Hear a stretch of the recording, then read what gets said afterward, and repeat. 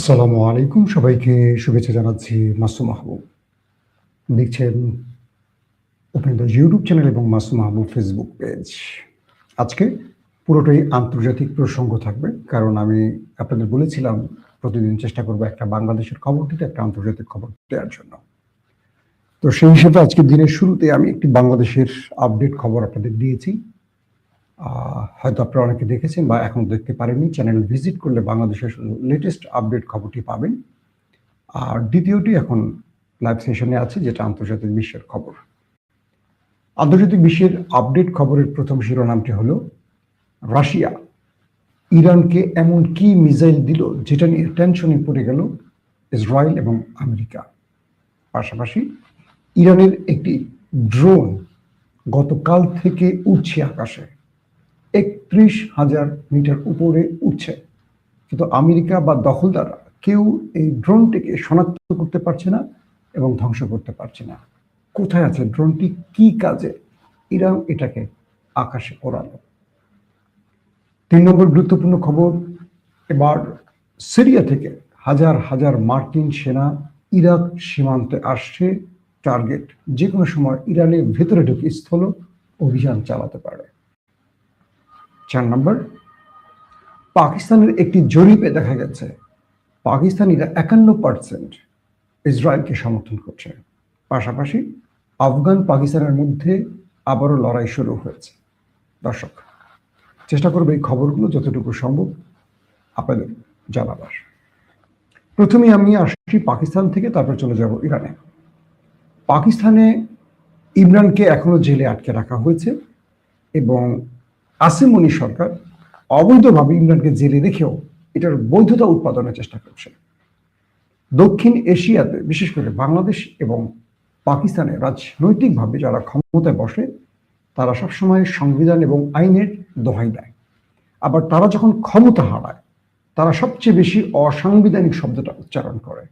দেখবেন যারা বিরোধী দলে থাকে তারা সবসময় সরকারকে গালিগালাজ করে যে তারা অন্যায় করছে, আর যারা সরকারে থাকে, যেমন শেখ হাসিনা সরকারে ছিল, সব সাংবিধানিকভাবে করেছেন, কিন্তু দেশ ছেড়ে পালাবার পর দেখা গেল তিনি পুরোটাই অবৈধ ছিলেন। বর্তমানে যারা ক্ষমতায় এসছেন তারা গণভোটকে অসাংবিধানিক বলছেন, কিন্তু সংসদ নির্বাচনকে বৈধ বলছেন। অর্থাৎ নিজের পক্ষেটুকু বৈধ আর যেটুকু তার পক্ষে যাবে না সেটুকু অবৈধ। এটা হলো দক্ষিণ এশিয়ার রাজনীতি।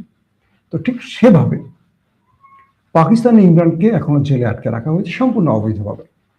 আদালত ইমরানকে মুক্তি দিতে চাইলেও পারছে না এস্টাবলিশমেন্টের জন্য, অর্থাৎ সেনাবাহিনীর জন্য। এবার সেই সেনাবাহিনী ফিল্ড মার্শাল আসিম মনির, যাকে ডোনাল্ড ট্রাম্প অবৈধভাবে সর্বোচ্চ ক্ষমতা দিয়েছে পাকিস্তানের, এবং নেক্সট পাকিস্তানের হয়তোবা তিনি হতে যাচ্ছেন রাষ্ট্র ক্ষমতা প্রধান ব্যক্তি। এখনো তিনি রাষ্ট্রীয় ক্ষমতা প্রধান, কেবল শাহবাজ শরীফ পুতুল সরকার মাত্র। দক্ষিণ এশিয়া এরকম হয়, যারা হেরে যায়, যারা পরাজিত শক্তি, তারা প্রধানমন্ত্রী চেয়ারে বসেন কিন্তু নেপথ্যে থাকে ইস্টাবলিশমেন্ট। এরকম আরো অনেক দেশ আছে, আপনার আশেপাশে খুঁজলে দেখবেন।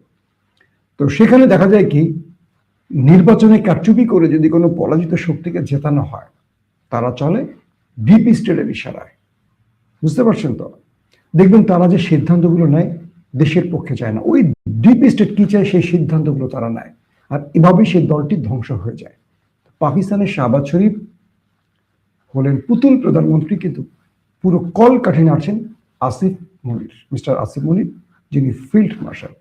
তো সেই জরিপটি বলছে, অর্থাৎ যেহেতু ডোনাল্ড ট্রাম্প আসিম মনিরকে এখন বৈধভাবে বাঁচিয়ে রেখেছেন, কারণ তিনি অবৈধ হয়ে গেছেন, তারপরে তিনি বৈধ উপায়ে তাকে রাখতে চান একটা শক্তির বলয় হিসেবে মিস্টার ডোনাল্ড ট্রাম্প। তাই তিনি ডোনাল্ড ট্রাম্পের শেষ একটি অনুরোধ রক্ষার্থে পাকিস্তানে একটি জরিপ চালিয়েছে। বলা হচ্ছে এরকম, পাকিস্তানের গণমাধ্যম বা ইনফ্লুয়েন্সার যারা আছেন, যারা কথা বলেন, তাদের বক্তব্য হলো এটি যে পাকিস্তানে গত কয়েক মাস আগেও দেখা গেছে 98% মানুষ বা তারও উপরে দখলদারদের বিরুদ্ধে।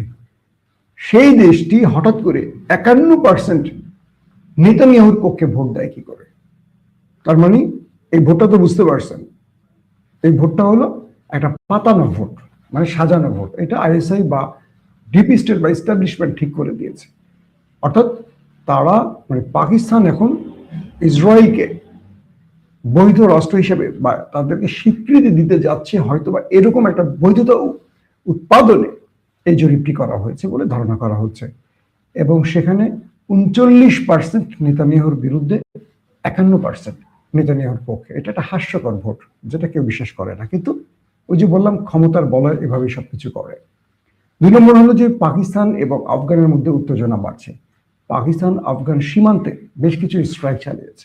আবার আফগানিস্তানের কিছু গণমাধ্যম দাবি করেছে যে আফগানরা তাদের কি বলবো আত্মঘাতী ড্রোন পাকিস্তানের যে কোনো সময় পাঠাবে এবং পাকিস্তানের সাথে একটা বড় রকম সংঘর্ষে তারা জড়াবে। সেই হিসাবে পাকিস্তান সীমান্ত অঞ্চলগুলোতে ভারী অস্ত্র মোতায়েন করেছে এবং তাদের আর্টিলারি, ড্রোন, তাদের কি বলবো যে ট্যাঙ্ক, প্রচুর সংখ্যক সেনা পাঠিয়েছে পাকিস্তান আফগান সীমান্তে। পাকিস্তানের পক্ষ থেকে বলা হচ্ছে তাদের শত্রু রাষ্ট্রটি, বুঝতে পারছেন, আমাদের যারা শত্রু পাকিস্তানের তারাই শত্রু, সেই রাষ্ট্রটি আফগানে বিভিন্ন অস্ত্র পাঠিয়ে, বিভিন্ন কি বলবো সন্ত্রাসীদের পাঠিয়ে পাকিস্তানের ভেতরে হামলা করে যাচ্ছে। এবার পাকিস্তান সে আফগানের বিরুদ্ধে বড়সড় অভিযান চালাতে যাচ্ছে। কয়েকদিন ধরে অভিযান চলছে টিটিপি বা বিএলএ আরো কয়েকটা গ্রুপের বিরুদ্ধে। সেই পাকিস্তান এখন বড়সড় পরিকল্পনা নিয়ে আফগানের বিরুদ্ধে আবার লড়াই করতে সীমান্ত অঞ্চলে জড়ো হচ্ছে। এটা গেল পাকিস্তান আপডেট। আসি এবার আপনাদের ইরান প্রসঙ্গে। সিরিয়া থেকে মানে সিরিয়াতে যে সেনারা ছিল মার্কিন সেনারা, তারা এখন ট্যাঙ্ক, গাড়ি বহর সব যন্ত্রপাতি মানে সামরিক অস্ত্র যা ছিল সিরিয়াতে মার্কিন, এগুলো নিয়ে এখন তারা ইরাক ইরান সীমান্তের দিকে আসছে।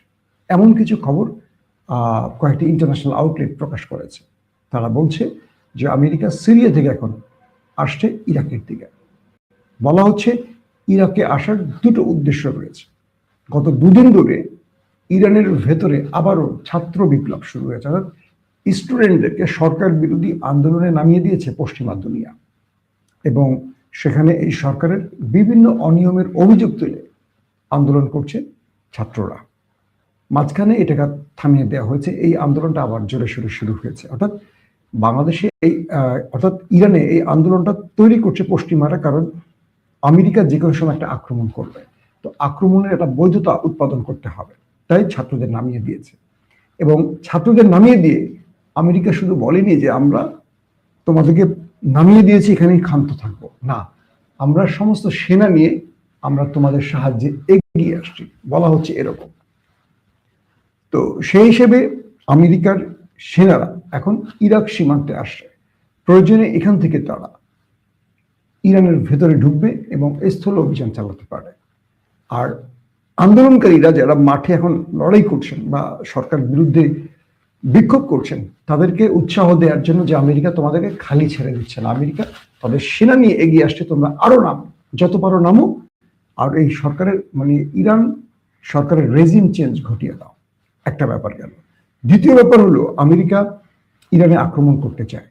তো আক্রমণ করতে হলে আমেরিকা তারা এয়ারফোর্স ব্যবহার করতে পারে বা আকাশ যুদ্ধটাই আমেরিকা বেছে নেবে।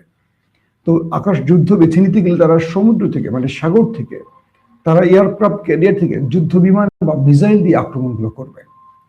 তো যখন তারা এগুলো করে সম্ভব টার্গেটে সাফল্য না পাবে, অর্থাৎ আমেরিকা সাফল্য না পাবে, তখন আমেরিকা ইরাক থেকে তাদের স্থলবাহিনী ইরানে ঢুকিয়ে দেবে এবং ইরানে সরকার পতন ঘটাবে বা ইরানের গুরুত্বপূর্ণ ব্যক্তিদেরকে হত্যা করে তারা নতুন কোনো তাবেদার সরকারকে ক্ষমতায় বসাবে, পেহলভি পরিবারকে ক্ষমতায় বসাবে।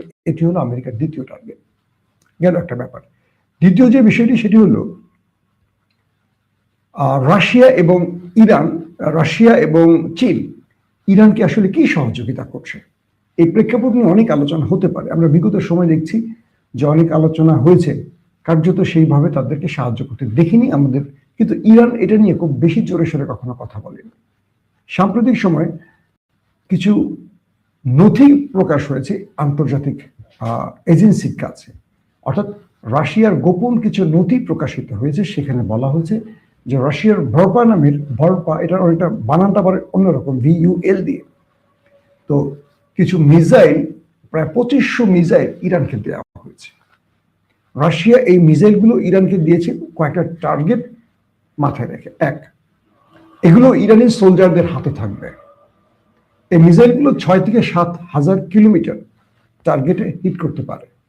অর্থাৎ 6 থেকে 7 হবে না, এটা বোধ হয় হবে 600 বা 700 কিলোমিটার অতিক্রম করতে পারে। মূলত এই মিসাইলগুলো দেওয়া হয়েছে, তার টার্গেট হলো যখন আমেরিকা ইরানে আক্রমণ চালাবে যুদ্ধ বিমান দিয়ে, ড্রোন দিয়ে কিংবা আদার্স কোনো মিসাইল সিস্টেম ব্যবহার করে, তখন সৈনিকরা যারা মাঠে থাকবে তারা কাঁধে বহন করে এই শত্রুর টার্গেটগুলোতে হিট করতে পারবে এই মিসাইল দিয়ে। তো বলা হচ্ছে রাশিয়া এই মিসাইলগুলো, বারবার মিসাইলগুলো প্রায় 2500 ইরানকে দিয়েছে, এমন একটি তথ্য লিক হয়েছে আন্তর্জাতিক কয়েকটি গণমাধ্যমে। এবং বলা হচ্ছে যে চীন এরকম আরো কিছু ইরানকে দিয়েছে, তবে চীন সেই বিষয়গুলি স্পষ্ট করেনি এবং ইরানও স্পষ্ট করেনি। বাট আমেরিকা বোঝার চেষ্টা করছে যে এই দুটো দেশ আর কি কি ইরানকে দিয়েছে। কারণ আমেরিকা গত পরশুদিন, আমি আপনাদের খবরে বলেছিলাম, গতকালকে না পরশুদিন বলেছিলাম যে তারা চূড়ান্ত আক্রমণের সিদ্ধান্ত নিয়েও রাতে হঠাৎ করে পিছু হটেছে। আর তার পেছনে প্রধান কারণ ছিল যে তারা যে টার্গেট সিলেক্ট করেছে সেটা ইরান অগ্রিম জেনে যাওয়ায় বিকল্প ব্যবস্থা গ্রহণ করেছে, এবং যে কারণে আমেরিকা ব্যর্থ হয়ে আক্রমণ বন্ধ করে দেয়, যে কারণে আমেরিকার সাথে আবার ইসরায়েলের এটা নিয়ে মুখ কালাকালি হয়। এখন মার্কিন ইস্টাবলিশমেন্ট বা ইহুদি যে বলয়টি, তারা ট্রাম্পকে আবারও যুদ্ধের প্ররোচনা দিচ্ছেন এবং যুদ্ধে নামার জন্য চাপ দিচ্ছেন, যদিও আমেরিকানরা এই যুদ্ধটা চায় না। সেই হিসাবে এই মুহূর্তে ইরানকে নিয়ে চীন এবং রাশিয়া তার আরেকটা পরীক্ষা চালাচ্ছে। সফল পরীক্ষা না ব্যর্থ পরীক্ষা সেটা জানি না, বাট একটা পরীক্ষা চালাচ্ছে। তারা বলছে, কিছু গণমাধ্যম বলছে যে চীনের খুব ভয়ঙ্কর কিছু অস্ত্র ইরানকে দেওয়া হয়েছে, ইভেন রাশিয়াও দিয়েছে। তারা আমেরিকার বিরুদ্ধে এগুলো ব্যবহার করে সাফল্য পেতে চায়। কারণ রাশিয়া এবং চীন মনে করে যে ইরান যদি এখানে ব্যর্থ হয় তাহলে নেক্সট টার্গেট হবে চীন এবং রাশিয়া, আমেরিকার। দ্বিতীয়ত, চীন এবং রাশিয়া যদি ইরানের হাত ছেড়ে দেয় আন্তর্জাতিকভাবে, রাশিয়া পৃথিবীতে বা চীন পৃথিবীতে মিত্র হারাবে। যে ইরান তাদের জন্য এত কিছু করেছে, সেই ইরান যদি তার বিপদে এদের পাশে না পায়, তাহলে রাশিয়ার প্রতি মানুষের আগ্রহ কমবে, আমেরিকার প্রতি আগ্রহ বাড়বে। তো বলা হচ্ছে যে সেই হিসেবে রাশিয়া চীন ইরানের দিকে এগিয়ে আসবে। কিন্তু গত 12 দিনের যুদ্ধে ইরান ইসরায়েলের আমরা রাশিয়াকে সেই অর্থে বড় ফ্রেমে দেখিনি। এর পেছনে বলা হচ্ছে যে রাশিয়াতে ইহুদি যারা এস্টাবলিশমেন্ট আছেন, তারা মিস্টার পুতিনকে ইরানকে সাহায্যে বাধা দিয়েছে। কিন্তু আমেরিকার ইস্যুটি ভিন্ন। আমেরিকা, ইরান, চীন এবং রাশিয়া, উত্তর কোরিয়া সবারই শত্রু রাষ্ট্র হিসেবে বিবেচিত। তাই ইরানকে সাহায্য করার অর্থ, মানে ইরানকে ভালোবেসে সাহায্য করার চেয়েও বেশি চীন এবং রাশিয়া চাইবে তার শত্রুকে তার বন্ধুর মাধ্যমে সাইজ করতে। একটা ব্যাপার গেল। পাশাপাশি মার্কিন কিছু গোয়েন্দা তথ্য বলছে যে ইরানের কাছে আরো কিছু ভয়ঙ্কর অস্ত্র এসে পৌঁছেছে, যেগুলো শনাক্তে মার্কিন গোয়েন্দারা কাজ করছে। গেল এই বিষয়টি। তারপরের যে বিষয়টি সেটি হলো ইরানের একটি ড্রোন গতকালকে থেকে উঠছে মার্কিন কিছু টার্গেটের উপর। বলা হচ্ছে এই ড্রোনটি ঘন্টায় প্রায় 31,000 কিলোমিটার উপরে এই মুহূর্তে আছে, এবং ঘন্টায় এটি প্রায় 3,000 কিলোমিটার অতিক্রম করছে। কয়েকটি সূত্র বলছে 3,000 কিলোমিটার এটি অতিক্রম করছে। তার মানে হলো যে এই ড্রোনটির ব্যাপারে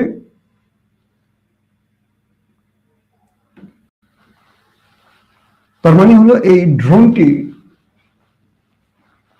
কোন অবস্থায় আছে এটা স্পষ্ট করে বুঝতে পারছে না ইসরায়েল এবং আমেরিকা। পাশাপাশি এই ড্রোনটি কি করছে, কোনো গোয়েন্দা নজরদারি না কোনো আক্রমণ চালাবার জন্য কাজ করছে, এটিও তারা বুঝতে পারছে না। মার্কিন ইন্টেলিজেন্স গুলো তারা ড্রোনটি শনাক্তের কাজ করছে, বাট তারা বুঝতে পারছে ড্রোনটি গতকালকে থেকে আকাশে আছে, 31,000 কিলোমিটার উপরে আছে, এবং এটি ঘন্টায় 3,000 কিলোমিটার অতিক্রম করছে। তার মানে এটার স্পিডও সেই লেভেলের।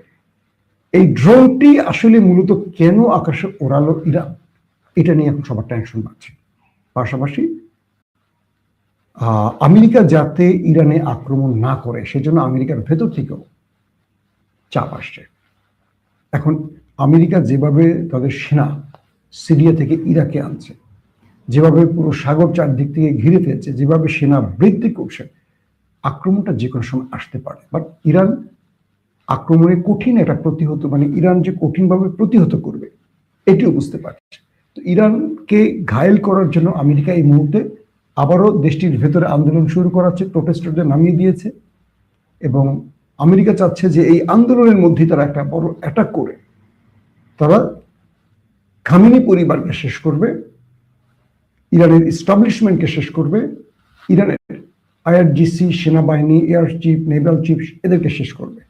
তারপর রেজা শাহ পেহলভি পরিবারকে ক্ষমতায় বসাবে। সবচেয়ে আশ্চর্য লাগছে, ইরানের স্টুডেন্টরা রাস্তায় নামছে, বিক্ষোভ করছে। কাদের জন্য? পশ্চিমাদের জন্য। আসলে মুসলমানদের ইতিহাসের ভাজে ভাজে বিশ্বাসঘাতকরা আছে। ওরা পশ্চিমারা তাদের বন্ধু, তাদের কোনো শত্রু লাগে না।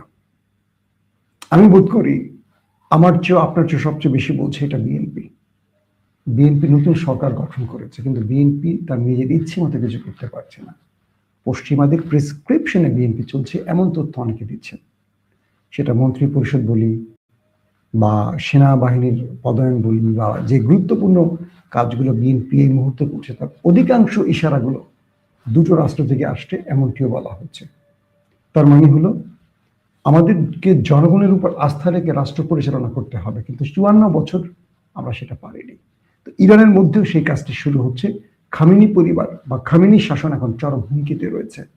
আল্লাহ ভালো জানে শেষ পর্যন্ত কি হবে। তবে ইরান বলছে তারা সর্বোচ্চ প্রতিহত করতে প্রস্তুত আছে। তারা ক্ষতিগ্রস্ত হবে বা ধ্বংস হলেও তারা আরেকজনকে ছেড়ে যাবেন, তাকে ধ্বংস করে তারপর প্রয়োজন তারা ধ্বংস হবে। ইরানিদের ইতিহাস 5000 বছরের ইতিহাস, তারা কারো কাছে মাথা নত করেনি। এবার কি করবে? অবশ্যই কমেন্ট করে জানাবেন আপনার মতামত। বিদায় নিচ্ছি আজকের মতো। আল্লাহ হাফিজ।